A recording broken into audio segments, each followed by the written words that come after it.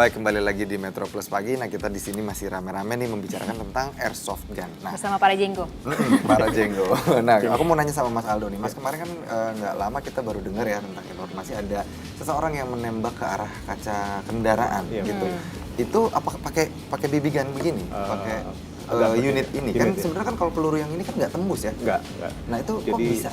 Jadi kebanyakan selama ini dari teman-teman di media juga dan orang-orang di yang berwajib pun mereka menganggap itu airsoft.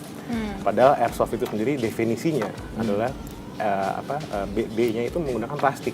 Jadi pada saat itu menggunakan besi itu langsung dianggap menyalahgunakan.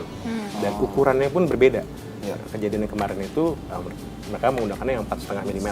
Sedangkan di airsoft sendiri pakainya 6 mm. Tapi sekilas memang ya kelihatannya airsoft karena tahunya adalah airsoft. Yang mereka pakai adalah airgun sebenarnya. Airgun itu tapi pelurunya berbeda. Nah, ini ntar saya salah lagi nih, pelurunya bener. Peluru ya.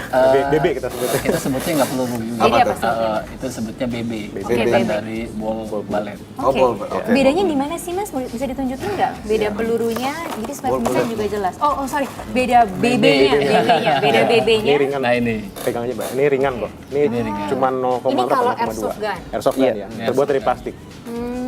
Ini yang bisa 6 mili. 6 mili ukurannya. Ada berapa Beberapa. ukurannya?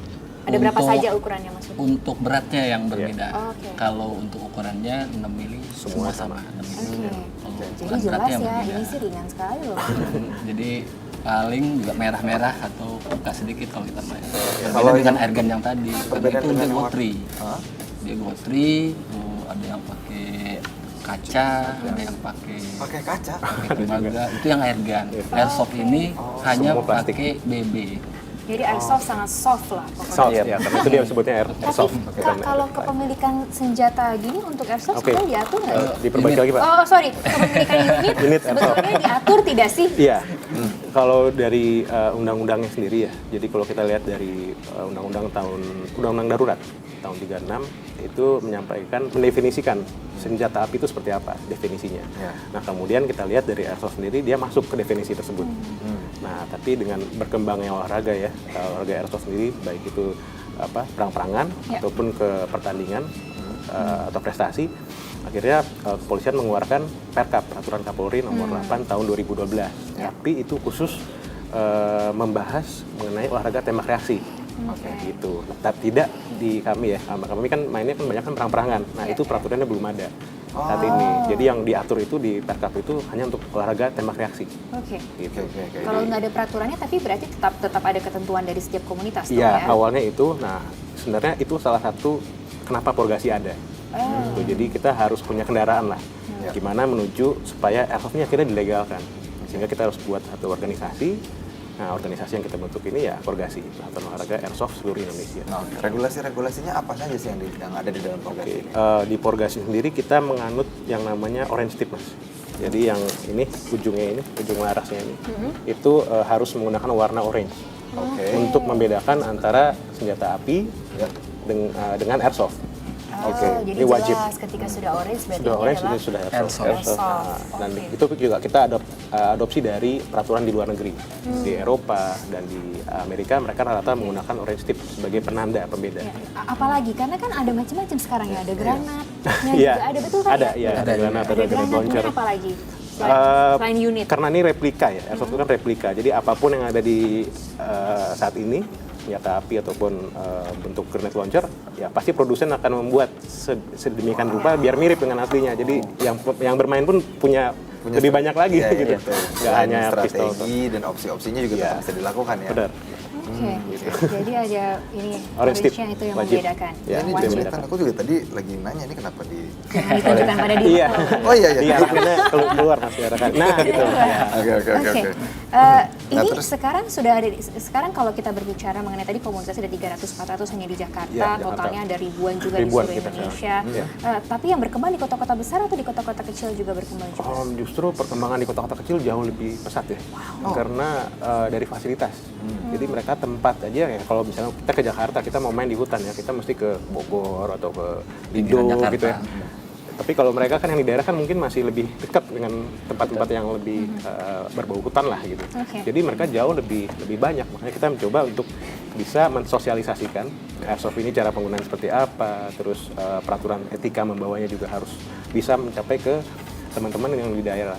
Itu kita harapannya. Nah, itu apakah ada event-event nasionalnya? Nasional ada.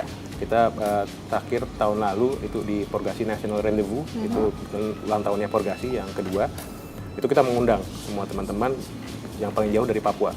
Wow. Ya, kita ngumpul di Kerawang, bermain 2 hari, dan di situ semua jenis cabang bidang olahraga di Porgasi kita pertandingan. Jadi ada yang pertandingan prestasi, ada yang bertanding perang-perangan. Jadi antara 3 orang kayak kalau main basket tuh kayak 3-on-3 atau 5-on-5. Kemudian di akhirnya adalah kita skirmish bareng semua. Kita main perang-perangan di hari terakhir. Gitu. Itu Jadi dua tim kita bagi skenario, gitu. dalam satu skenario. Kita sebutnya military simulation. Military simulation. Military Wow. simulation, ya. Apa sih yang dirasakan ketika bermain airsoft gun ini dengan komunitas dan tidak dengan komunitas? Apa yang kamu dirasakan? Lebih menyenangkan sih, Mbak. Kalau ikut komunitas dibanding kita bermain tidak punya komunitas, lebih kecil lah untuk kita bermain untuk sama teman ya. Kalau kita punya komunitas kan lebih banyak. Kita berband juga lebih all out lah kalau bisa dibilang gitu. Bisa itu juga kali ya, skirmish sama tim lain gitu ya? Iya, benar. Tapi JO kalau kita sebutnya. Ya, joint Apa? operation. Joint operation. joint operation, tapi Semuanya istilahnya militer barat ya, Oke. militer juga. Secara pribadi ketika sudah menjadi seorang airsofter dengan sebelum menjadi seorang airsoft, apa yang paling berubah? Kalau saya sih yang terasa fisik ya. Kalau sengaja olahraga pagi itu kan kayaknya males itu Mbak ya. Tapi kalau dengan ada airsoft karena kitanya seneng, hobi gitu ya. Nah, sisi olahraganya yang kita ambil. Tapi kebenaran dari om-om di Porgasi memberikan fasilitas buat prestasi, pengen juga jadinya prestasinya juga. Nah, tadi kan disebut latihan. Apakah latihannya seperti militer juga? Ya push up, ya sprint gitu segala macam. Kalau di kita enggak ya. Jadi benar-benar ketika datang kita mau skirmish perang-perangan, kebanyakannya malah ngobrol seperti ini aja. Yuk main gitu. Tapi ini banyak perempuannya juga, karena kan kesannya kalau ini kan untuk laki-laki. Suami istri malah. Oh, Suami istri. mereka join operation suami istri.